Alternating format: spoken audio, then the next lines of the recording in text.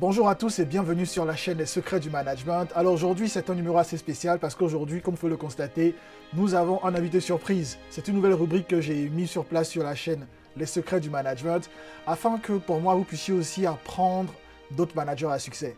Pour cet entretien, il s'agira pour lui de partager son expérience avec vous, pour lui de vous dire comment est-ce qu'il a réussi parce que moi je le considère comme un manager à succès. Alors il va partager avec vous ses épreuves, il va partager avec vous ses succès, ses challenges et pourquoi pas quelques conseils pour vous permettre d'être aussi des managers à succès parce que nous parlons de plusieurs années d'expérience et surtout que c'est un entrepreneur à succès dans le monde des tech.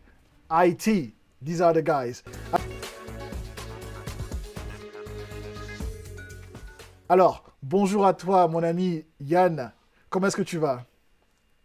Salut Cédric, moi je vais bien et toi? Je vais super bien. Merci de me permettre de partager ce temps avec toi parce que je sais que tu es une personne super occupée. On a pris quand même du temps pour pouvoir placer cette interview-là. Donc, du coup, c'est un plaisir pour moi de te recevoir finalement sur ma chaîne Les Secrets du Management. Alors, comment est-ce que les choses se passent de ton côté?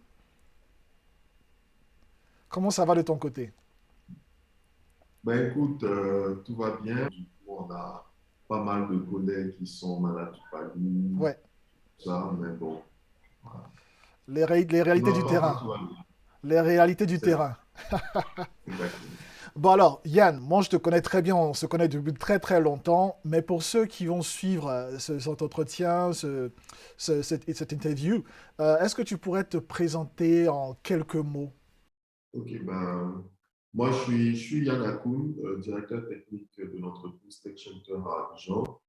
Tech Shelter, c'est une entreprise IT qui travaille principalement avec des entreprises qui sont basées en Europe, aux États-Unis, aussi des entreprises qui sont basées ici en Côte d'Ivoire. Et nous, on va leur proposer des services de développement d'applications de tout type, mobile, web, desktop, et aussi tout ce qui est migration cloud. Voilà. D'accord. Ok, super. Moi, pour être franc avec toi, moi, je suis pas Haïti. Moi, tout ce que tu viens de dire, pour ceux qui s'y connaissent, ils comprendront. Pour moi, c'est un peu du Chinese, c'est un peu du chinois pour moi. Mais je suis sûr que pour les personnes qui s'y connaissent dans le monde du Haïti, pour moi, c'est super important aujourd'hui. Par exemple, même à travers la chaîne Les Secrets du Management, il faut pour moi que je puisse comprendre certaines choses au niveau de tout ce qui est technique, ainsi de suite. Alors, si c'est pour pour les gens comme moi, les laïcs comme moi, qui ne sommes pas trop nous sommes pas trop dans le monde des IT. Comment est-ce que tu peux nous aider? Moi, j'ai une compagnie, supposons, de manière tu vois, pour nous là, comment est-ce que tu peux nous aider à travers Tech Shelter? Alors, principalement, ce qu'on fait pour des nouvelles entreprises ou des entreprises qui existent déjà, c'est de digitaliser leur processus de travail. Donc, vous avez déjà un processus que vous avez mis en place. Vous voulez qu'il soit beaucoup plus performant en utilisant l'outil informatique. Donc, nous, on va essayer de le digitaliser et aussi développer des applications, que ce soit web ou mobile, tous vos besoins. C'est une marketplace, une application pour vos clients, un dashboard administratif, ce genre de choses. Pratiquement tous les projets IT qui demandent un peu d'expertise aussi. Voilà. D'accord. Alors que là, je comprends mieux. Pour moi, là, voilà, là, je me retrouve mieux. Alors, donc, pour ceux qui sont à Abidjan, et je suppose que tu travailles aussi pas que pour des clients à Abidjan, c'est ça? Non, non, non. Comme je disais tout à l'heure, en fait, on a aussi des clients qui sont basés en Europe et aussi aux États-Unis. Voilà. Donc, on Ok, travaille, on externalise en fait les besoins informatiques des entreprises qui sont basées de l'autre côté. ok, Parce qu'évidemment, ici, ça coûte moins cher que ok, d'accord. Donc, pour toutes les personnes qui vont suivre cette vidéo, cet entretien, si pour eux, la langue anglaise est la langue où ils sont plus à l'aise, il n'y a pas de problème, hein, vous pouvez gérer ça, c'est ça? oui, nous, on va, c'est Tech Shelter, on est bilingue, Voilà, même là, on le sait nom anglais Tech avant. Shelter, On this is an on English parle pas name. espagnol Hmm, ou autre langue, mais hmm. anglais, français, il n'y a pas de souci. Et en même temps, le monde de la tech, franchement, la langue la plus utilisée, c'est l'anglais. D'accord. Que ce soit en Europe, vous trouvez quel que que soit le langage que vous parlez, on trouvera un moyen de s'entendre. D'accord. Donc pour toutes les personnes qui aimeraient, comme vous l'avez dit, hein, ça revient moins cher parce que je suppose que les services, vu que vous êtes basé à Abidjan, sont moins élevés que si c'était un service venant d'une compagnie basée en Europe. Vous avez des tarifs très très compétitifs, des tarifs qui sont très très attrayants. Donc pour toutes les personnes qui sont intéressées, qui aimeraient travailler avec vous, je vais laisser vos contacts. Donc le contact de Yann ou le contact, si vous avez un numéro standard où vous contacter. Il y a aussi le site web. Donc la compagnie, c'est Tech Shelter. On va laisser en bas de description, même sur la vidéo, on va vous laisser le numéro de contact pour tous ceux qui sont intéressés par ces services IT puissent, pourquoi pas, vous contacter et puis voir comment est-ce que vous allez pouvoir travailler ensemble. Ça marche? Mais nous sommes disponibles, donc contactez-nous, on est prêt à aider tout le monde. Super. Alors maintenant, assez parlé de Tech Shelter, nous allons passer au vif du sujet. Aujourd'hui, nous parlons d'entrepreneurs, pas d'entrepreneurs, plutôt de managers à succès. Et pour ce numéro de manager à succès, on va s'intéresser sur ton parcours. Tu as une expérience énorme et je pense que beaucoup de personnes, nombreuses sont les personnes qui vont voir cette vidéo, seront inspirées aussi par ton parcours, tout comme moi j'ai été inspiré par ton parcours. Tu m'as aidé personnellement à m'orienter dans la manière de manager, de l'idée aussi dans l'entrepreneuriat. Donc je pense que ton expérience sera énorme pour ceux qui veulent apprendre à être des meilleurs managers, pour ceux qui veulent aussi réussir. Alors, ce qui est exceptionnel de ton côté, c'est que tu as commencé en France. Donc, tu avais t'avais une compagnie en France et ensuite, tu t'es rendu en Côte d'Ivoire. C'est ça? C'est ça.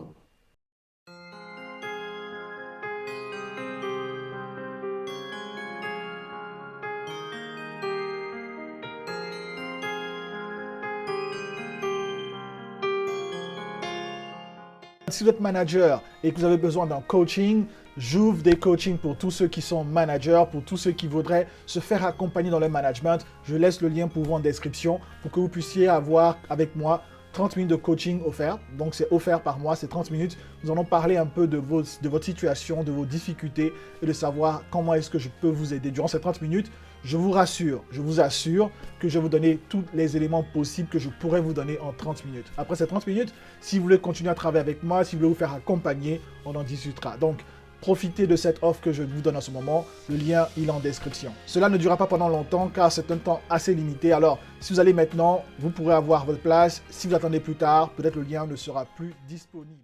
Ok, donc en France, c'était quoi la compagnie des gens en France? Alors en France, on avait l'entreprise Visidéo. Mhm. Visidéo, en fait, c'est une entreprise qui travaille principalement avec des petites entreprises pour leur permettre d'avoir une meilleure visibilité sur le web à travers Google Ads, Facebook Ads, Google AdWords, pardon, Facebook Ads, Bing Ads, ce genre de produits. Donc, c'est principalement pour que les clients soient le plus visibles sur Internet et que derrière, ils puissent avoir des retours de clients, qu'ils puissent avoir des appels, des emails. Et en gros, derrière, il y a un système qui leur permet de calculer vraiment leur retour sur investissement. Donc, en gros, on pourrait dire pour 1 € investi chez Visidéo, ben, je récupère par exemple 5 euros. Et c'était, on pouvait voir ces résultats-là. C'était tous les C'est ça. data. Ok. Et donc, tu es parti de la France. Visibleo, maintenant, on a Tech Shelter. Tech Shelter, c'est Abidjan. Et la prochaine question que j'ai pour toi, c'est que la raison pour laquelle tu es invité d'ailleurs, c'est que tu es un manager qui a eu l'opportunité d'expérimenter deux continents différents, deux cultures différentes. Alors, d'abord, qu'est-ce qui selon toi a fait ton succès, parce que ta compagnie a du succès en France. Qu'est-ce qui selon toi a fait ton succès lorsque tu manageais des équipes en Europe?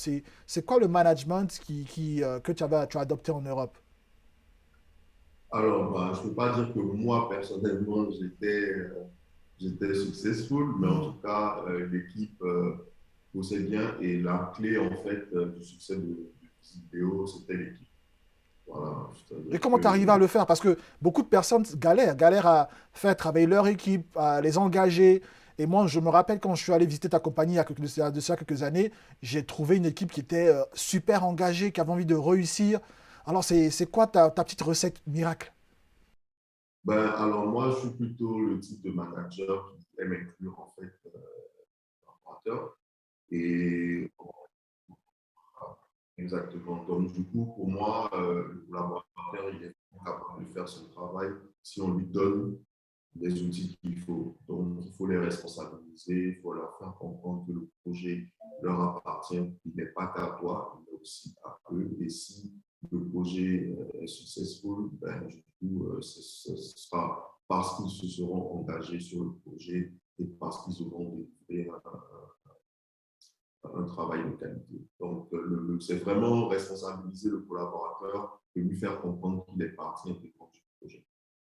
Donc, en parlant d'inclusion des collaborateurs, il y a plusieurs personnes qui m'ont posé ces questions-là de me dire, mais écoute, Cédric, c'est bien d'inclure les collaborateurs. Même, par exemple, moi, j'ai des collaborateurs, j'essaie de les inclure dans mes projets, mais c'est des personnes, on a l'impression qu'elles sont là juste pour le paycheck, c'est-à-dire elles sont là juste pour l'argent à la fin du mois.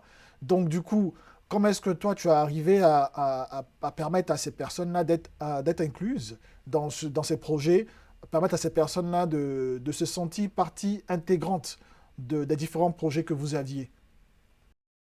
Alors, pour moi, ça commence déjà par le recrutement. Donc, pendant le processus de recrutement, il faut vraiment avoir des critères bien définis sur le type de profil qu'on recherche. Est-ce qu'on a besoin de quelqu'un qui va être là que pour exécuter, ou on a besoin de quelqu'un qui peut être autonome, qui peut prendre des décisions et qui sait s'intégrer justement dans une équipe où tout le monde a à peu près le même objectif. Donc, il ne faudrait pas prendre des personnes qui veulent être là que pour le paycheck, comme on dit. Mhm. Il faudrait prendre des personnes qui ont envie de contribuer, qui ont envie vraiment de donner quelque chose. Donc, ça passe déjà par le recrutement. Et vu que le but, c'est de créer une équipe avec ce type de personnes-là, enthousiastes, et qui sont indépendantes et qui ont vraiment des choses à apporter, Mhm. mais finalement, on crée une synergie qui fait que tout le monde est intégré et tout le monde participe à fond. Super. Moi, je pense que c'est un très très bon conseil que tu nous donnes. D'ailleurs, je crois avoir fait, ou je vais faire bientôt sur la chaîne, une vidéo qui parlera de l'importance d'être présent lors de l'entretien des collaborateurs. Parce qu'il y a certains managers qui laissent le recrutement, c'est le mot que je cherchais, aux ressources humaines, par exemple. Et après, on est surpris de voir qu'on travaille avec des collaborateurs qui n'ont pas la même vision que nous. Tu vois, et moi Exactement. je pense que c'est une vidéo d'ailleurs que je vais faire bientôt pour ceux qui sont abonnés à la chaîne. S'ils ne sont pas encore abonnés, qu'ils s'abonnent maintenant, parce que je vais faire une vidéo dessus. Mais de manière très rapide, euh, une question que tu poses pour ceux qui nous regardent, hein, ici sur la chaîne on parle de pratique, tu vois. Alors, pour ceux qui nous suivent, est-ce qu'il y a une question particulière que tu poses pour savoir si une personne va être cette personne que tu recherches, qui aura la synergie, qui n'est pas là juste là pour l'argent? Bon, généralement, enfin, il n'y a pas une question particulière, hein. Ça va dépendre principalement des profils qu'on va rechercher. Mais généralement, on va essayer de savoir quels sont les objectifs à court terme, à moyen terme et à long terme du candidat pour essayer de voir en fait comment lui se projette dans le futur. Et rien qu'avec ça, on sait tout de suite si c'est quelqu'un qui recherche par exemple un travail parce qu'il n'en a pas trouvé, ou si c'est quelqu'un qui a envie d'être investi. Tout sera dans sa formulation en fait de réponse. Voilà. Super. Ça, c'est une super petite pépite pour ceux qui nous suivent. Regarde, cherchez à savoir quels sont les projets de cette personne-là, long terme, moyen terme, c'était petit, pardon, court terme, Court moyen terme, terme, long moyen terme. terme, long terme. Ça nous permet de pouvoir savoir un peu, parce que il y aura des personnes, moi selon mon expérience, hein, tu me diras Yann si j'ai tort ou pas, vous aurez des personnes qui vont vous raconter qui vont vous dire ce que vous voulez entendre, Ah ouais, ça forcément. c'est tous les Ok, ça arrive. Mais le body language, comme on dit en anglais, c'est la gestuelle, la manière de vous parler. Vous allez sentir si c'est du vrai ou pas. Je pense que c'est ça. l'instinct va pas vous tromper. Je pense, hein. L'instinct a toujours son petit truc qui vous dit, cette personne elle n'est pas en train de dire la vérité ou elle est en train juste de vous amadouiller. Mais pour ceux qui sont vraiment sérieux, vous allez le sentir. Vous allez le sentir. Et donc, France, Mais généralement, vas-y, vas-y. le mieux en fait, c'est que dans le processus de recrutement, Mhm. il faudra avoir une conversation, donc tout simplement une conversation Ça, c'est une avec, pépite encore. Conversation. Ouais, Yann, c'est avec le super. candidat. Voilà, il Ouais. ne faudrait pas juste poser des questions pour poser des questions. Il faudrait que ce soit un échange, en fait, pour essayer de comprendre non seulement le candidat, mais pour que le candidat aussi puisse comprendre les motivations pour lesquelles vous avez ouvert l'entreprise, pourquoi vous avez besoin de lui, qu'est-ce qu'on Mhm. attend de lui, ce genre de choses. Il faut vraiment converser avec le candidat pour pouvoir savoir exactement ce qu'il recherche et ce qu'il va vous confier. C'est super important. Voilà, ça c'est une très très bonne pépite là. Là, je pense que ceux qui vont suivre cette vidéo, waouh, ils auront de la valeur parce que surtout pour toi qui as travaillé en France, ce que j'entends, je sais pas, c'est l'ancien système, peut-être que c'est toujours en place, mais on a l'impression que les entretiens en France sont des entretiens où on te fait transpirer, quoi. C'est-à-dire qu'on te met un peu la pression, on essaie de voir comment tu vas agir sous la pression.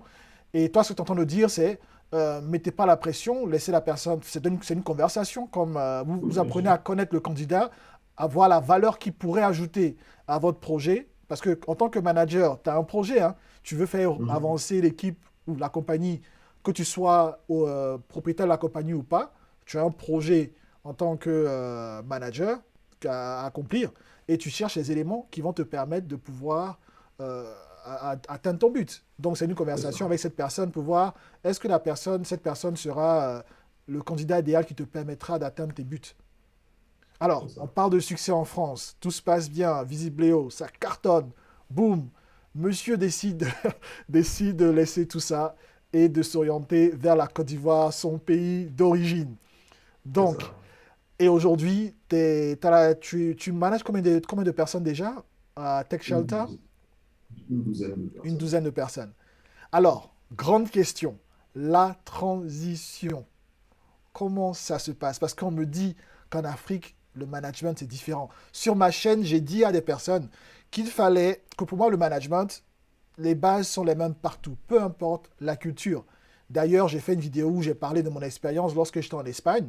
J'utilisais mes mêmes techniques managériales anglaises en Angleterre où j'étais basé. Je les ai utilisées en Espagne, ça marchait. Beaucoup de personnes me disent non, mais Cédric, si tu vas en Allemagne, c'est différent. Si tu vas en Amérique du Sud, c'est différent. Moi, je leur ai dit, selon mon expérience, les bases sont les mêmes. C'est juste adapté à la culture. Les gens comprennent des choses différemment, mais les bases, il faut avoir les bonnes bases. Alors, toi, ton expérience, qu'est-ce que ça a été? Comme je disais tout Mm. à l'heure, moi, je suis un manager MBA. Donc, alors, chez Tech Shelter, nous, c'est exactement le même processus, hein. Ça n'a absolument pas changé. La seule différence, c'est que ici, avec les collaborateurs, on essaie quand même de mettre les choses au clair. Donc, en gros, on va leur dire exactement, mais vraiment exactement ce qu'on attend. Il ne faudrait pas laisser place à l'interprétation, en tout cas pour le moment. Voilà, exactement. Alors nous, on a choisi un mode de recrutement différent de ce qu'on a l'habitude, enfin de ce que moi j'ai l'habitude de faire en France. C'est qu'ici, on a décidé de miser sur la jeunesse. Donc, on n'a pas vraiment de collaborateurs qui dépassent les 35 ans, mais on est vraiment sur la jeunesse, des jeunes qui sont sortis d'école, qu'on a formés nous-mêmes. Donc, on les a formés sur une période de 6 mois pour qu'ils puissent vraiment avoir nos méthodes de travail, qu'ils puissent avoir notre esprit, parce que pour nous, Tech Shelter, c'est aussi un esprit. Voilà, c'est une manière de travailler. Vous avez un nom, les tech shopteriens ou un truc comme ça? Non, non, ben Ok. on devrait penser à ça d'ailleurs. Non, c'est juste Tech Shelter, parce que pour nous, la tech, en fait, est très importante et en gros, on se dit qu'avec la tech, on peut aider en fait beaucoup de personnes. En tout cas, aujourd'hui, dans le monde dans lequel on est, pouvoir digitaliser beaucoup de choses, ça va aider tout secteur d'activité à éclore en fait. C'est l'une des raisons pour lesquelles on est ici. C'est pour aider tous ces entrepreneurs-là à pouvoir créer de la valeur. Voilà. D'accord. Et d'ailleurs, j'ai eu écho parce que je discutais avec une amie à nous qui cherchait, des collaborateurs en Côte d'Ivoire, était rentrée en Côte d'Ivoire et elle trouvait quand même difficile de trouver des personnes non seulement qualifiées, mais des personnes qui voulaient vraiment travailler. Elle disait que, par exemple, sur 100 CV, il n'y avait peut-être que même pas 10 personnes 10 personnes, c'est 10, voire 10% qui arrivaient à répondre à ces critères-là et que bien qu'on dise qu'il y ait voilà, qu'il n'y ait pas de boulot. Il y a du boulot apparemment, mais peut-être que ces jeunes-là ne sont pas à un certain critère. Et aujourd'hui, nous sommes dans un Super. monde assez global, donc on parle de mondialisation. Et je pense que aussi, pour ceux qui vont nous suivre, qui sont jeunes, qui vont suivre cet entretien, il y a un certain standard qui est demandé de manière internationale. Parce que beaucoup d'entre eux vont dire, mais nous sommes en Afrique, on a nos réalités. Ok, d'accord. Ou ils vont nous dire, mais ici, c'est l'Afrique, c'est pas l'Europe, c'est pas les États-Unis. D'accord. Mais aujourd'hui, ceux qui ont du succès, ben, c'est l'autre côté. Hein. C'est pas qu'il n'y a pas de succès chez nous, il y a du succès. On en a plein, on en a Mais plein. il y a un certain standard. C'est comme les standards, des standards internationaux. On griffe. On s'attend à un Bien sûr. certain minimum pour pouvoir permettre aux collaborateurs de pouvoir s'épanouir, de pouvoir grandir. Et aussi parce que je suppose que Tech Shelter aujourd'hui aura, et je suis sûr, une place mondiale. Donc, il faudra C'est le but, certainement, hein. On va travailler pour, ça va pas être facile, hein. non, vous allez y arriver. Et pour ça, il faut des personnes qui ont voilà, qui ont un certain minimum, un certain standard. Sinon, ça va être compliqué. S'il faut compétir avec des compagnies américaines, des compagnies européennes, des compagnies asiatiques, ben, il faudra avoir des collaborateurs qui sont au niveau. Et je pense que c'est quelque chose que les jeunes de l'autre côté doivent comprendre, que peu importe le pays en Afrique, hein, qui doivent C'est comprendre ça. qu'il faut continuer à... Il faut rêver grand, il faut travailler dur, il faut être engagé, passionné, motivé, avoir des plans. C'est ce qui nous permet d'aller de l'avant. C'est pas au manager tout le temps de vous dire ce qu'il faut faire, ce qu'il faut faire. C'est aussi à toutes les personnes voilà, de se prendre en charge. Et c'est un peu ça. J'entends aussi des personnes qui aujourd'hui sont basées en Occident, c'est-à-dire en Europe, aux États-Unis, et qui sont managers, ok, qui travaillent pour des grandes boîtes. On en connaît, ou on a encore des personnes qui sont tout comme toi, qui étaient entrepreneurs aussi de l'autre côté, et qui aimeraient rentrer. Ok. Et beaucoup de personnes, on le sait déjà, se cassent le nez. D'accord. Ces personnes se cassent le nez, ou il y a certaines personnes qui n'y croient pas, qui disent simplement que non, ben, l'Afrique c'est autre chose, c'est plus compliqué, ça va me prendre beaucoup plus d'efforts pour m'adapter, ainsi de suite. Quel est le conseil que tu pourrais leur donner pour réussir cette transition-là, tout comme toi? Alors, déjà, c'est vrai que la transition euh, peut être compliquée parce qu'en fait, on va quitter une société hyper ordonnée vers quelque chose. Bon, voilà, ça dépend. C'est pas tous les jours ordonné. Donc, du coup, on a ce mental shift-là qu'il faut réussir à faire. C'est pas très, très facile. Mais pour moi, en tout cas, il faut y croire. C'est le plus important. Quelles que soient les difficultés, il faut se dire, si on est venu là, il y a une raison. Euh, il faut se donner à fond. Voilà. C'est vrai qu'il y a des moments où on se sentira découragé, où on aura envie de repartir, mais il faut donner une chance à l'aventure qu'on effectue. Et je suis sûr et certain que toutes les personnes qui viendront en fait ici auront leur place parce qu'on a un marché vaste et il y a plein d'opportunités en fait, simplement. D'accord. D'ailleurs, tu as touché un volet qui m'intrigue et j'aimerais te poser une question dessus, c'est le volet formation. Tu as dit qu'à Tech Shelter, les collaborateurs se forment, les managers se forment aussi. Les managers se forment. Parce que Mais, moi, j'en connais, il y a beaucoup de personnes, une fois qu'elles sont managers, elles se disent, OK, je suis manager maintenant, c'est bon, je suis à un certain niveau. Et on est assis, on laisse le temps passer. Pourtant, la formation, quand on est manager, elle est super importante. Il faut continuer à se former, n'est-ce pas? bien sûr. C'est très important parce que tout évolue, hein. Alors, nous, on est dans le monde de l'IT où ça change, je sais pas, en gros, je ne sais même pas à quel moment ça change, mais ça change tout le temps, constamment, donc il faut être à jour constamment. Mais je suppose que dans n'importe quel domaine, euh, ça évolue, donc il faut être au courant de ce qui se passe, il faut maîtriser les différents processus, il faut maîtriser son produit, il faut être capable aussi en tant que manager, parce que être manager, ça veut dire qu'on dirige des hommes, donc il faut être capable de donner des réponses aux personnes qui vont venir nous voir. C'est ça aussi le rôle de manager. Quand le collaborateur cherche une réponse, il vient vers le manager et le manager doit être capable, même s'il ne connaît pas la réponse, d'orienter et de réfléchir avec le collaborateur pour trouver quelque chose. Donc, formation en continu, ça permet même à toute l'entreprise de grandir et ça permet à l'entreprise d'être meilleure dans son domaine. Donc, franchement, pour moi, c'est une évidence, quoi. Pourquoi ne pas continuer à se former? Et ça nous entraîne vers le prochain thème, le prochain truc que je vais toucher, c'était que ben, si un manager se forme, il faut continuer à se former. Donc pour ceux qui vont suivre cette vidéo, continuez à vous former. C'est super important lorsqu'on est manager.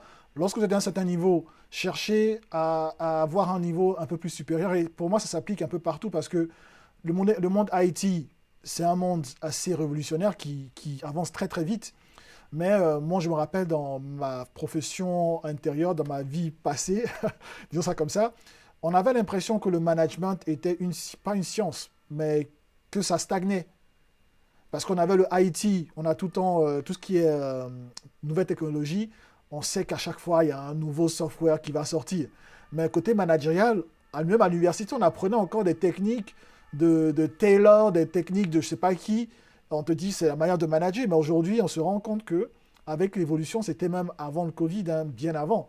Des années 2010, on a commencé à avoir un certain changement au niveau du management et qui demande énormément d'adaptation. Parce qu'aujourd'hui, par exemple, on te parle d'être authentique, des trucs qui n'existaient pas avant. On te dit qu'il faut se former continuellement. Il faut chercher à avoir des mentors. C'est pas le manager hein, qui fait le succès, c'est l'équipe qui fait le succès. Alors le manager doit travailler pour son équipe.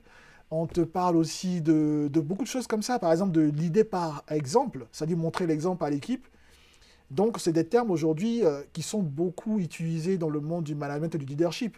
Et c'est un peu ce que tu es en train de dire, parce que quand tu te formes, tu montres à ton équipe qu'il faut se former. Donc, tu montres l'exemple. Et en parlant d'exemple, je pense que de notre côté, du côté de l'Afrique, pas pour stéréotyper, mais on a beaucoup de managers qui s'attendent à certaines choses venant de leurs collaborateurs, mais ne sont pas particulièrement ces personnes-là qui vont aussi appliquer ces mêmes règles. Donc je suppose que toi aussi, de ton côté, tu montres l'exemple à ton équipe. Mais c'est important parce qu'en gros, si la règle s'applique au manager, pourquoi le collaborateur n'applique pas la règle? Pour moi, c'est aussi simple que ça. Il y a des règles, tout le monde suit les règles, qu'on soit manager, qu'on soit collaborateur. Tout le monde a la même enseigne. Dans l'entreprise, tout le monde est à la même enseigne. La seule différence entre le manager et le collaborateur, c'est que le manager, en fait, il a des personnes sous lui et il a un peu plus de responsabilité. Mais sans le travail du collaborateur, ben, on n'avance pas. Donc, tout le monde a son importance dans l'entreprise et tout le monde est à la même enseigne. Donc, ça commence par des petites choses, hein. Par exemple, venir à l'heure au travail. Ça, c'est super important. Si le manager ne vient pas à l'heure, pourquoi le collaborateur ne vient pas? Voilà. Il faut donner les règles à tout le monde et tout le monde applique les règles. Et vous verrez que tout va bien se passer. C'est aussi simple que ça. Super. Et pour ceux qui sont nouveaux managers, si tu as un conseil pour eux, tu as beaucoup d'années d'expérience aujourd'hui, il y a les nouveaux managers qui nous regardent, s'il y avait un ou deux conseils que tu pourrais leur donner, quels seraient ces conseils-là? Alors, généralement, le nouveau manager risque d'être en face de peut-être des collaborateurs qui sont un peu plus expérimentés que lui. Donc, généralement, ça peut intimider. Mais en fait, il faudrait, comme je disais tout à l'heure, il faudrait vraiment que ce collaborateur soit vraiment un collaborateur. Donc, il n'y a pas de concurrence, en fait. C'est super important. Il faut que le manager soit là pour que le collaborateur puisse faire son travail dans les meilleures conditions. Donc, voilà, c'est important. Donc, si vous traitez votre collaborateur de manière humaine, que vous lui donnez tout ce qu'il faut pour qu'il puisse réussir, finalement, c'est vous qui réussissez. Voilà. D'ailleurs, j'ai fait une vidéo sur les managers des collaborateurs plus âgés. Je vais laisser le lien là, juste en haut en info. Pour ceux qui vont suivre, c'est une vidéo où je parlais de comment manager des collaborateurs plus âgés. C'est des petits conseils comme ça, comme ceux dont tu viens de parler, qui permettront à tous les nouveaux managers, les jeunes managers, pas nouveaux, jeunes managers qui ont des problèmes avec la gestion ou manager l'idée des collaborateurs plus âgés. Ça leur permettra de savoir quelles sont les orientations qu'il faudra avoir, quel est le mindset qu'il faut avoir afin de pouvoir réussir. Aussi, nous avons, Yann, des managers qui sont, je ne dirais pas aguerris, mais expérimentés, mais qui se trouvent quelque peu bloqués dans leur management. Alors pour ces personnes-là qui sont bloquées, arrivant au moment, c'est-à-dire qu'ils ont une équipe par exemple qui ne les suit plus, ils ont l'impression qu'ils ont, comme on le dit en anglais, hit a ceiling, c'est-à-dire ils sont arrivés à un niveau où ils n'arrivent plus à avancer. Quel conseil tu leur donnerais à ces personnes-là? Alors, moi, je dirais tout simplement, qu'est-ce qui motive? Est-ce que on se retrouve dans une situation où les collaborateurs ne sont plus motivés? Est-ce que le produit en lui-même n'est pas motivant? Il y a quelque chose en fait qui cloche. Ou est-ce qu'on a pas mal de conflits au sein de l'équipe? Euh, donc, il faut trouver en fait les causes. Et une fois qu'on a les causes, on c'est plus simple en fait de trouver des solutions. Mais encore une fois, il ne faudrait pas avoir peur parce que c'est sûr que lorsqu'on parle aujourd'hui de ce type de management-là, on a l'impression qu'il n'y a pas de conflit entre les collaborateurs. Si, il y aura des conflits, c'est sûr et certain. C'est comme C'est très important de savoir que voilà, la forcément vous bouche. aurez toujours des petits trucs. Mais Oui, forcément. Voilà, c'est comme la langue et les dents. Il y a un moment où hmm, ça ne se passe pas très bien, hmm, mais il faut collaborer, il faut trouver le moyen de faire en sorte que tout le monde ait son mot à dire. C'est super important. Il ne faudrait pas qu'il y ait un collaborateur qui se sente lésé. d'accord. Voilà, pour moi, c'est la clé. Tout le monde doit se sentir valorisé, tout le monde doit se sentir important et tout le monde doit être écouté. Voilà. Tout le monde a sa Cool, contribution. super. Ah, je pense que c'est très important parce que, ouais, c'est vrai que d'un moment, si tu n'as pas, il y a des personnes qui ne se sentent pas intégrées dans l'équipe ou qui n'ont pas leur mot à dire, ça devient compliqué. On a l'impression des personnes qui ne seront pas contentes. Oui, c'est comme tu as dit, c'est de discuter parce que si à un moment tu n'avances plus en tant que manager, leader, c'est-à-dire que ton équipe n'avance plus. Donc si ton équipe n'avance plus, c'est-à-dire qu'à un certain moment, ton équipe a perdu cette motivation, ou peut-être qu'il y a des directives qui ne sont pas claires, ou certainement, moi, le conseil que je donnerais, c'est de se former, chercher à savoir s'il y a un truc qui ne va pas, quelle est cette personne qui va pouvoir vous diriger. Et c'est de là que aussi découle souvent le coaching, le mentoring, c'est-à-dire avoir pas un petit, un coach, une personne qui a peut-être 3 ans, 4 ans, 5 ans de plus que toi, qui peut te diriger, avec qui tu peux échanger sur tes difficultés. La personne peut-être est passée par là et pourra t'orienter. Parce que souvent, c'est juste le fait de discuter avec quelqu'un qui nous permet de nous remettre en question et puis de découvrir qu'on a un certain blocage. Donc, je pense que le coaching et le mentoring, c'est super important. Ou alors des formations qui permettront à ces personnes de pouvoir débloquer la situation s'ils savent c'est quoi le problème. Alors, Yann, succès pour toi. Vas-y, vas-y. Ajouter, on en a pas parlé, c'est qu'on a tendance, et ça c'est ce que je vois beaucoup ici en Côte d'Ivoire, je pense que ça doit être pareil dans les pays africains, c'est qu'on ne prend pas aussi assez de temps pour parler avec l'équipe, pour socialiser. Euh, voilà, et ça c'est super important, il faut créer des moments de détente dans l'entreprise. Euh, donc il faut pas décider en fait sur ça. C'est super important de créer des moments où toute l'équipe va, par exemple, prendre un petit verre ensemble, aller déjeuner ensemble, dîner ensemble. ou créer même au sein de l'entreprise vraiment une atmosphère un peu de. Voilà, en gros, faudrait pas, pour moi, ce qu'il faudrait faire, c'est de faire en sorte que le collaborateur, lorsqu'il se lève le matin, il va au boulot, ils se disent, ah ouais, aujourd'hui, je vais travailler parce que je suis dans un endroit où tout se passe bien, où tout est cool, où je me sens bien. Si je vais dans un endroit où c'est stressant, j'ai l'impression que je vais aller encore stresser, Hmm. ben, mon rendement sera à la hauteur de mon stress, en fait. Ok. Ah, ça, Voilà, c'est une autre pépite. voilà, Une autre faudrait faire pépite. en sorte que le collaborateur puisse se sentir à l'aise dans l'entreprise. C'est Hmm. super important. Qu'est-ce qu'on fait pour qu'il soit à l'aise? Qu'est-ce qu'on fait pour qu'il ait envie de venir? Qu'est-ce qu'on fait pour qu'il ait envie de se donner? C'est super important. Et Mais Yann, si tu on a sais, un ce que tu es en train de qui dire là, soit c'est très très important. C'est parce que je vois beaucoup de managers, de leaders qui, on a comme l'impression qu'ils pensent que le collaborateur a devoir de venir travailler et qu'il est obligé de travailler. Son travail, c'est de travailler, de fermer sa bouche et on fait le travail et c'est tout. Pourtant, ce que tu es en train de dire, pardonne-moi si je t'ai interrompu, parce que c'est un truc que je ne pouvais pas m'empêcher, c'est que le manager, le leader, il doit donner, et pour moi c'est waouh, il doit donner envie à ses collaborateurs de venir au travail, de venir travailler. Waouh. Ouais, c'est très si, important. hmm, ça, ça c'est power right there. Ça c'est vraiment, c'est un truc super important. Donc pour ceux qui vont regarder cet entretien, c'est voilà, c'est ce qu'il faut faire. C'est le travail du manager de donner envie à ses collaborateurs pardon, de venir travailler. Alors, est-ce que tu as une routine, Yann? Une routine que des personnes qui aimeraient avoir du succès comme toi peuvent copier, hein, une routine, c'est quoi ta routine journalière? Tu as des rituels qui te permettent d'avoir du succès? Est-ce que tu te réveilles à 3 heures du matin? Est-ce que tu dors juste 3 heures? Comme moi, hein, parce que je suis un workaholic. Ok. Et ça c'est un problème. Voilà, moi, je Hmm, dors pas beaucoup parce hmm, que je passe mon temps. Voilà, mon meilleur ami, c'est mon ordinateur. hmm, Voilà. Donc, il ne faudrait pas faire comme moi. hmm. Mais généralement, moi, je me lève super tôt et je me D'accord. couche super tard.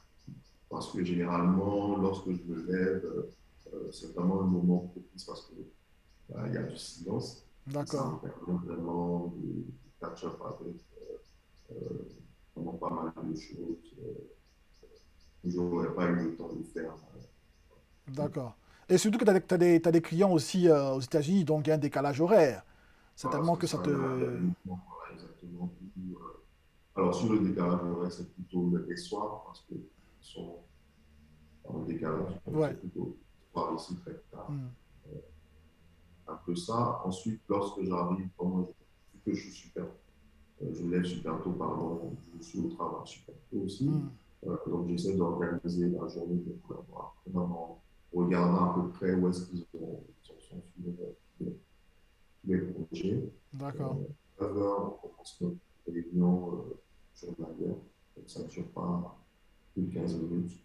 On fait le D'accord. point sur ce qui se passe, où est-ce que le collaborateur a été bloqué, qu'est-ce qu'on Hmm. peut faire, ainsi de suite. D'accord. Et après, la journée commence, réunion, appel téléphonique, et D'accord. surtout beaucoup de périodes de, comment est-ce que je pourrais dire ça, de jeu.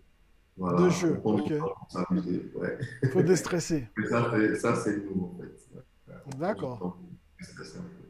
Voilà. Ben, généralement, on commence en début d'après-midi. Le matin, c'est un peu tense, mais à partir de l'après-midi, on a vraiment des séances de détente, des séances de lecture. Il y a d'autres qui vont faire de la musique, il y a d'autres qui vont lire. Voilà. Il y a d'autres qui vont juste prendre un petit nap. Mais bon, il ne faudrait pas que ce soit exagéré. Et justement, pour pouvoir cadrer tout ça, on a vraiment précisé les heures voilà, auxquelles on peut vraiment faire ces Quartier activités. libre. C'est ça. Ouais, quartier libre contrôlé. Voilà. Voilà. Ok. Donc, c'est important. En tout cas, pour nous, je ne sais pas si ça a marché dans tous les secteurs, Hmm. mais avec Shelter, c'est ce qui marche. et voilà, notre productivité. Mais attends, en écoutant ce qui se passe à Tech Shelter, pardon, je suis sûr qu'il y aura des personnes qui auront envie de travailler chez toi. Est-ce que vous recrutez en ce moment? Oui, on est à l'écoute là en ce moment. Hmm. Vous pouvez aller sur le site internet. Que je vais afficher d'ailleurs en bas de description et puis aussi sur la vidéo, d'accord?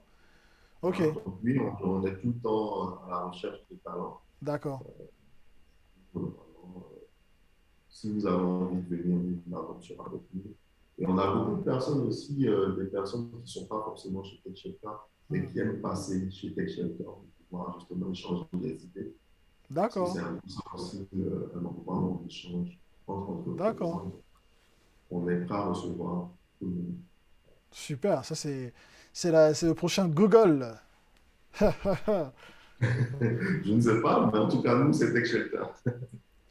Et donc du coup, Yann, une question un peu pas piège, mais quel a été ton plus grand challenge d'aujourd'hui, ton plus grand challenge dans ton parcours managérial de leader?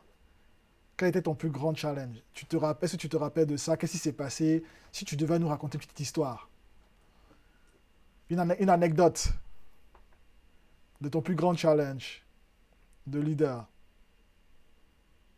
Donc, c'était, bah, j'ai envie de dire, par exemple, comment finir un produit.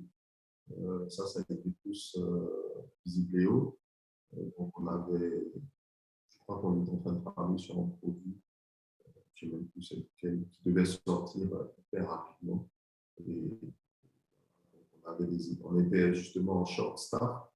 Et le but, c'était de motiver les équipes à finir dans les temps. C'était super compliqué, je pense. Mais on a quand même réussi parce que tout le monde avait envie quand même de sortir ce produit-là. Et du coup, c'est vrai que tout le monde a travaillé vraiment longtemps. On a beaucoup bossé.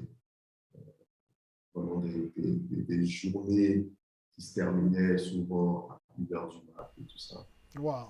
Après, je pense que dans le monde de la tech, on n'est pas les premiers en soi. Ouais, c'est monnaie courante.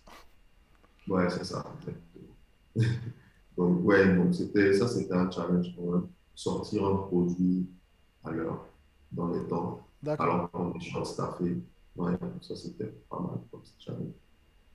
Waouh. Et la prochaine question, c'est le contraire de ce que je viens de te poser comme question. C'est quelle est la chose que you enjoy the most, c'est-à-dire qui te fait vraiment plaisir dans ton rôle de leader? Franchement, les moments où en tout cas, où je m'amuse beaucoup, c'est lorsque je socialise avec mes collaborateurs. Voilà, moi, voilà, c'est les moments favoris. Le travail, c'est bien, mais c'est en fait les moments partagés avec les collaborateurs, c'est ce qui reste en fait. Voilà, c'est les plus importants parce que justement, c'est ce qui crée ce lien-là entre les différents collaborateurs. Et moi, j'adore justement ces moments-là parce qu'au-delà du travail, chacun a son histoire. Et on partage justement nos histoires, tout simplement. C'est comme si c'était une famille. Super. Mais écoute, Yann, le temps est tellement vite passé. On est au terme de notre entretien. Ça a été un énorme moment d'échange. J'ai appris, même si on se connaît depuis très longtemps, on échange tout le temps, mais encore une fois, j'apprends énormément de toi. J'apprends de ton Merci expérience. beaucoup. J'apprends de ton succès. Même moi, j'apprends toujours. On n'arrête jamais d'apprendre. Même si à travers cette chaîne, je parle de mon expérience, je parle de mes 10 plus années d'expérience managériale, je fais mon parcours toujours, je continue toujours d'apprendre. Et je parle de mes échecs, de mes succès, pour que ça puisse inspirer ceux qui sont peut-être aujourd'hui en année un ou 2. Je tiens à préciser que Cédric est aussi mon coach, hein, mon manager. Mon coach manager, donc ça c'est très important. Ouais, donc c'est une petite Donc, parenthèse. ouais, non, c'est important de mentionner parce qu'il y a des moments où vraiment on se sent un peu coincé, on ne sait pas vraiment comment débloquer des situations Mhm, et j'ai généralement tendance à essayer mhm, pour lui demander, ben, OK, pour telle chose, quelle technique je pourrais mhm. employer pour pouvoir débloquer la situation. Donc, Ouais, c'est aussi mon coach. Donc, merci pour la parenthèse pub. C'est En tout important cas, de le dire, hein. toi, c'était un énorme plaisir. C'était un énorme plaisir et voilà, pour moi, on continue toujours d'apprendre. Peu importe le nombre d'années, comme tu l'as dit, on continue de se former. Aujourd'hui, je partage mon expérience. Et cette rubrique, Manager à succès, il y a sur la liste des personnes qui vont venir partager leur expérience. Donc, pour ceux qui regardent cet entretien, si vous avez aimé la vidéo, laissez-moi un like parce que ça me permettra de savoir que vous aimez ce genre de contenu. Comme ça, je pourrai faire beaucoup plus d'interviews. Et lorsque je demanderai à des personnes de venir sur la chaîne, ça va les encourager parce que très souvent on se demande est-ce que les gens ils aiment, qui va regarder, ainsi de suite. Il y a beaucoup de préjugés, de mindset qu'il faut ajuster. Donc, donnez-moi un like pour m'encourager. Dites en commentaire, est-ce qu'il y a des questions que vous auriez pour Yann? Comme ça, je lui poserai ces questions-là en off et peut-être qu'on fera des vidéos dessus. Est-ce qu'il y a un sujet sur lequel vous aimeriez que je parle davantage à travers cet entretien? Est-ce qu'il y a un truc en particulier qui vous a vraiment touché et que vous aimeriez que je parle de ça dans une vidéo? Dites-le en commentaire. En ce qui nous concerne, merci énormément Yann pour ce temps. Tu es super busy, tu es super occupé. Donc c'est vraiment un honneur pour moi, c'est un privilège d'avoir eu ce temps-là avec toi. Est-ce que tu as un mot de fin pour moi, pour toi, pour tout le Déjà, monde? merci aussi pour l'opportunité, Mhm. parce que du coup, d'autres personnes vont connaître Tech Shelter. Et voilà, j'espère que j'ai pu donner un peu de ce que je sais à d'autres personnes. Bon, après, je ne sais pas si ça marchera tout le temps, mais en tout cas, moi, c'est comme ça que je fonctionne. Et pour le moment, ça fonctionne, ça marche. Donc, j'espère que la chaîne continuera à grandir parce que pour moi, les conseils que Cédric donne sont super importants parce qu'on est en train de créer un écosystème, pas seulement en Afrique, hein, mais ceux qui sont de l'autre côté, c'est super important de pouvoir mieux manager les équipes, créer de la valeur. C'est super important. Surtout qu'en ce moment, on parle les gens les collaborateurs qui partent des compagnies. Donc, du coup, certainement qu'aujourd'hui, moi, je pense qu'aussi, il est très, très important, plus qu'important, de savoir comment gérer les équipes pour les maintenir motivés, pour les empêcher de partir. Parce qu'aujourd'hui, les gens sont motivés différemment. On cherche autre chose. Et c'est aux managers, aux leaders que nous sommes de créer cet environnement-là pour permettre à nos collaborateurs d'aimer venir au travail et de venir créer ces moments, comme tu l'as dit, ces moments de joie, ces moments de partage qui restent finalement dans nos mémoires et qui nous permettent de grandir. Donc, merci Yann, merci pour ce mot de fin. C'était un super, super plaisir. Et puis, j'espère qu'on aura l'opportunité, avec les commentaires qu'on aura certainement, peut-être que on aura l'opportunité d'échanger une prochaine fois pour que voilà, tu puisses partager encore ton expérience. Quand tu veux, Cédric. Ok, c'est vraiment très très gentil. Donc à tous ceux qui nous regardent, on se dit à très prochainement pour la prochaine vidéo sur Manager à succès. C'est un échange, pas que de moi, il s'agit aussi d'autres personnes. Hein, like this man, hein, le succès des personnes aussi que je suis, des personnes qui m'inspirent aussi, quand on s'inspire tous l'un de l'autre pour pouvoir être des meilleures versions de nous-mêmes. Donc merci à tous et on se dit à très prochainement pour le prochain numéro. Ciao!